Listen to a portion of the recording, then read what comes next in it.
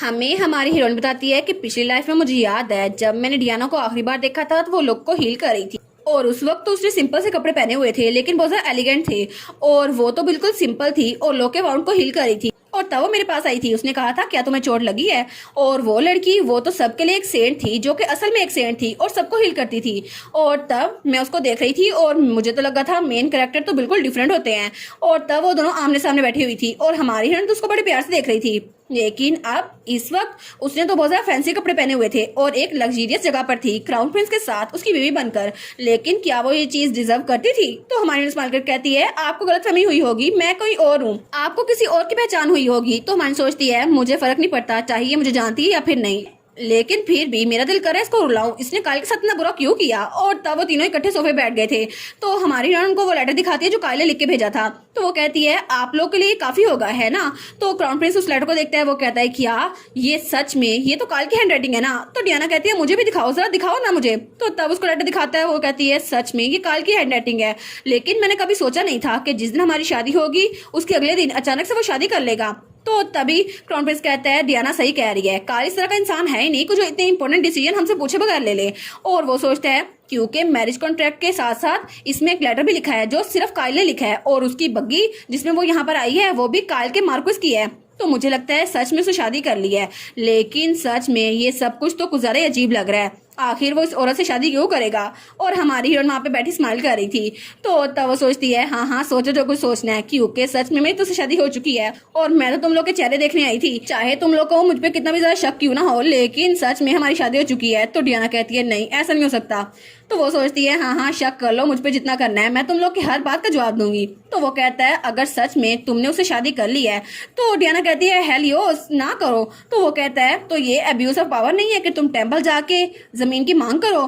तो वो कहती है अच्छा तो अब इसको जमीन की मांग करना याद आ गई है। वो कहती है लेकिन मैंने तो अपनी पावर का अब्यूज किया ही नहीं है, वैसे भी मैंने उनको सच चीज एक्सप्लेन की और उन्होंने मुझे जमीन वापस दे दी और ये रीजनेबल नहीं है कि जिसकी चीज हो उसी को वापस की जाए। वो कहता है लेकिन फिर भी तुम्हें उन्हें धमकाने की क्या जरूरत थी, तुम किसी भी तरह से मांग सकती थी। वो कहती है लेकिन ये सच है ना कि वो जमीन क्राउन प्रिंसेस को दी गई थी जब वो टेम्पल में सेंट थी है ना। तो ये अच्छा नहीं होगा कि जब उनका सोशल स्टेटस बढ़ गया है तो वो जमीन वापस कर दी जाए। तो वो डियाना कहती है बिल्कुल नहीं, टेम्पल की प्रॉपर्टी कोई प्राइवेट प्रॉपर्टी नहीं होती, वो गॉड को दी जाती है ना। तो वो कहती है अच्छा लेकिन कुछ ज्यादा ही अजीब लग रहा है ना, क्योंकि जो अमेजिंग पावर गॉड ने आपको दी थी अब तो वो सिर्फ रॉयल फैमिली यूज करती है, उसके अलावा कोई भी नहीं। तो डियाना कहती है क्या? तो हमारी कहती है बिल्कुल ऐसा ही है। और वो सोचती है जब पिछली लाइफ में मैं मरने वाली थी तो मैं टेम्पल गई थी ताकि मैं सेंट से अपना इलाज करवा सकूं, लेकिन तब उन्होंने मुझे धक्के देके वहां से निकाल दिया था कि तुम्हारी हिम्मत कैसे हुई, अब वो क्राउन प्रिंसेस बन चुकी है, वो तुम जैसे कॉमनर का इलाज नहीं करती और मुझे रिजेक्ट कर दिया गया। और इस दिन के बाद जब से वो क्राउन प्रिंस की वाइफ बनी है डियाना ने कभी भी आम लोग को ट्रीट नहीं किया और सब लोग कहते हैं तुम्हारे पास कोई लक नहीं है। और वो सोचती है सच में ये सच में सेंटस है भी या नहीं, ये सिर्फ दिखावा कर रही थी ताकि क्राउन प्रिंस के साथ रह सके। तो वो कहती है तो आप भी गॉड की विल को गलत यूज कर रही है ना रॉयल फैमिली के साथ रहकर। तो डियाना कहती है वो तो तभी क्राउन प्रिंस खड़ा होकर कहता है जरा अपनी जुबान संभाल के बात करो, तुम क्राउन प्रिंसेस से बात कर रही हो। वो कहती है आई एम सॉरी मैंने गलती कर दी, लेकिन वो दिल में सोचती है हाँ हाँ अब आंसू भी बहाओ, मैं चाहती हूँ कि तुम दोनों रोते रहो। और वो सोचती है वैसे भी मैं तुम लोगों से नहीं पूछ रही थी। तो तब वो कहती है लेकिन फिर भी क्राउन प्रिंसेस ने वो डोनेट कर दी ना टेम्पल को लैंड। तो वो कहती है लेकिन तो हमारी कहती है हाँ बिल्कुल, टू बी ऑनेस्ट मुझे ये बात पता है कि जो रीजन मार्कस ने वो लैंड डोनेट की थी वो सिर्फ ये थी कि वो सेंट डियाना को पसंद करते थे है ना। तो वो तीनों खामोश हो गए थे। तो हमारी कहती है बिल्कुल, आपको ये अच्छा नहीं लगा कि मेरे हस्बैंड ने आपको यानी अपने पुराने लव को वो जमीन दी थी और मैं उसको वापस भी ना लूं। तो वो कहते हैं क्या, और दोनों ने अपने सर नीचे झुका लिए थे। तो हमारी सोचती है अब इन लोगों के पास अल्फाज नहीं बचे हैं ना। वेल मेरे पास भी आर्ग्यू करने के लिए बहुत सारी चीजें हैं। कैलियोस ने वो चीजें डियाना को दे दी क्योंकि वो उसको भूल नहीं पाया, लेकिन उन दोनों को उसकी कोई परवाह नहीं है और अब देखो बिल्कुल मासूम बन रहे हैं। तो तब वो स्माइल कर रही थी। वो कहती है मैं आपको अपने हस्बैंड के पास के लिए ब्लेम नहीं करना चाहती, वो सिर्फ पास था, इसलिए मैं अच्छा फ्यूचर चाहती हूँ, तो मुझे उम्मीद है आप समझेंगी। और वो सोचती है हाँ हाँ समझो जो समझना है, मैं तुम लोग को परेशान करने आई हूँ। तो तभी डियाना कहती है हेलियोस। तो हेलियोस तो बड़ा गुस्से में हुआ था। तो तब हेलियोस कहता है लेकिन आखिर उसे तुमसे शादी क्यों करनी थी और हमारी शादी के एक दिन बाद आखिर इसकी वजह क्या थी। तो हमारी सोचती है अब मैं अटैक करती हूँ। वो कहती है सरप्राइजिंग नहीं है क्योंकि अगर किसी को एक दूसरे प्यार हो जाए तो वो शादी कर लेते हैं और वैसे ही कपल बन जाते हैं, आप दोनों की एग्जाम्पल तो सामने है ना। तो वो कहता है ऐसा लगता है कि तुम हम दोनों को एजुकेट करने की कोशिश कर रही है। वो कहती है मुझे माफ कीजिएगा, मेरा ये मतलब नहीं था। और वो दिल में सोचती है इसको गुस्सा आ रहा है ना, अच्छा है गुस्सा आए इसको। तो वो कहता है लेकिन फिर भी बहुत सारे फेमस फैमिलीज की की लड़कियां थी जो उसको पसंद करती थी, तो उसने तुमसे शादी क्यों की? तो हमारी सोचती है ये ऐसे बकवास क्यों कर रहा है, मुझ में क्या बुराई है। वो कहती है एक चीज तो मैं आपको बताना भूल ही गई, आपको अभी तक पता नहीं है ना, क्योंकि मेरे पास भी एक स्पेशल एबिलिटी है, बिल्कुल क्राउन प्रिंसेस की तरह। तो वो दोनों कहते हैं क्या? तो हमारी कहती है हाँ बिल्कुल, मेरे पास फ्यूचर देखने की एबिलिटी है, आपको ये बात पे यकीन नहीं आएगा। तो वो कहता है तुम्हें लगता है मैं इस बात पे यकीन कर लूं? तो वो सोचती है एज एक्सपेक्टेड, इसको यकीन नहीं आ रहा। वो कहती है मुझे पता था। तो तब वो स्माइल करती है और कहती है लेकिन आई गेस कि क्राउन प्रिंसेस थोड़ी शौक लग रही हैं, है ना? और वो सोचती है बिल्कुल, डियाना को लगा था कि इस पूरी दुनिया में सिर्फ उसके पास एबिलिटी है, लेकिन वो कहती है अगर आपको मुझ पर यकीन नहीं आ रहा तो मैं आपको फ्यूचर के बारे में एक चीज बता देती हूँ, अगर वो हो गई तो आपको कंफर्म हो जाएगा कि मैं झूठ नहीं बोल रही।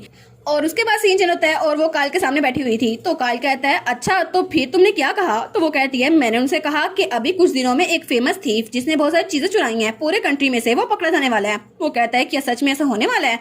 वो कहती है हाँ हाँ बिल्कुल, क्योंकि वो चोर जल्द ही पकड़ा जाने वाला है और प्रिंस को इस बात पे यकीन आ जाएगा।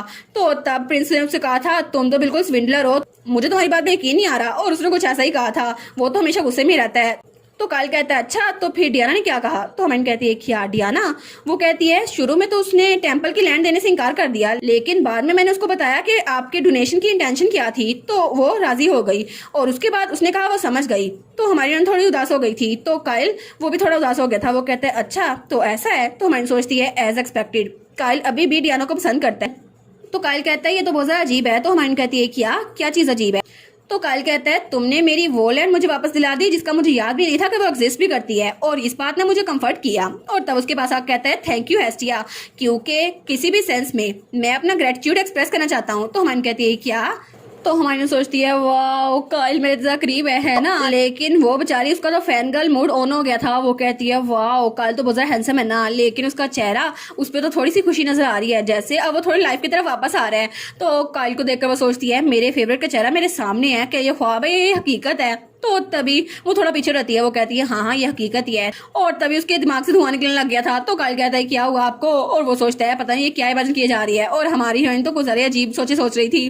तो वो कहता है लेकिन क्या सच में आपको मुझसे कोई और चीज नहीं चाहिए? वो कहती है नहीं नहीं मुझे कुछ भी नहीं चाहिए। और वो दिल में सोचती है काम डाउन, वो मेरा फेवरेट है लेकिन फिर भी मुझे थोड़ी अक्ल से काम लेना होगा।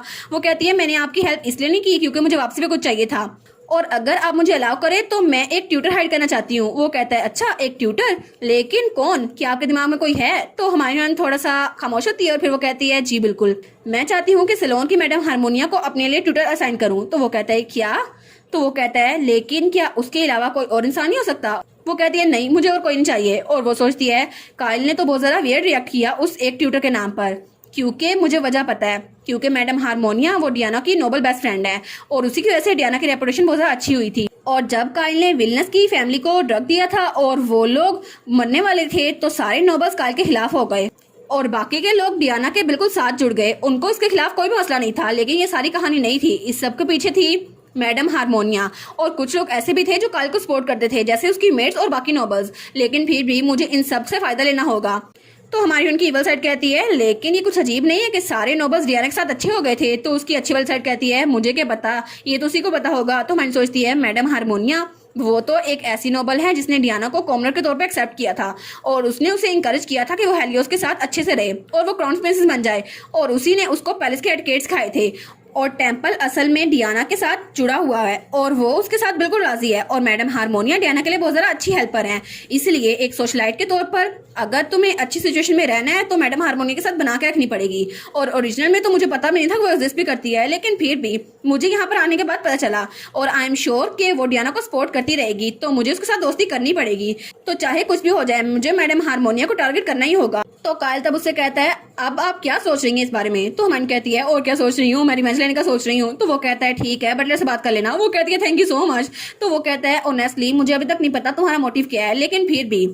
तो हमारा हीरो कहता है मैं फिर भी बहुत ज्यादा ग्रेटफुल हूँ क्योंकि आपकी फीलिंग्स बिल्कुल सच्ची हैं, इसलिए थैंक यू। तो मन कहती है वाओ काइल ने मुझे थैंक यू बोला, और वो तो बड़ी खुश हो गई थी। वो कहती है मेरे फेवरेट कैरेक्टर ने मुझे थैंक यू बोला, उसने कहा आपका है ना, उसने मुझे तुम नहीं कहा, उसने मुझे कहा आप, और वो तो बड़ी खुश हो गई थी। वो कहती है मेरे फेवरेट कैरेक्टर ने मुझे थैंक यू बोला, वाओ अब तो मैं खुश से मर ही जाऊंगी। और तब वो सोचने लगती है, वो कहती है मुझे लगता है मेरी सारी सफरिंग्स वो बिल्कुल खत्म हो जाएंगी क्योंकि मैं काइल की जिंदगी आसान बना रही हूँ, और उसके लिए तो मुझे और मेहनत करनी पड़ेगी। और आज की कॉमन सेंस फैन गर्ल तो हमेशा फैन गर्ल्स ही रहती हैं और अपने फेवरेट के लिए तो हमेशा जिंदा रहती हैं, और मैं भी ऐसा ही करूंगी। और इसी के साथ ये वाला पार्ट यहीं पर ख़त्म। तो आप लोग बताइएगा आप लोग को ये पार्ट कैसा लगा, और वीडियो को लाइक और चैनल को सब्सक्राइब लाजमी कीजिएगा। बाकी वीडियोस का लिंक भी स्क्रीन पर नज़र आ रहा होगा, तो काइंडली उनको भी चेकआउट कर ले। और thank you so much for watching my videos. Stay safe, bye bye.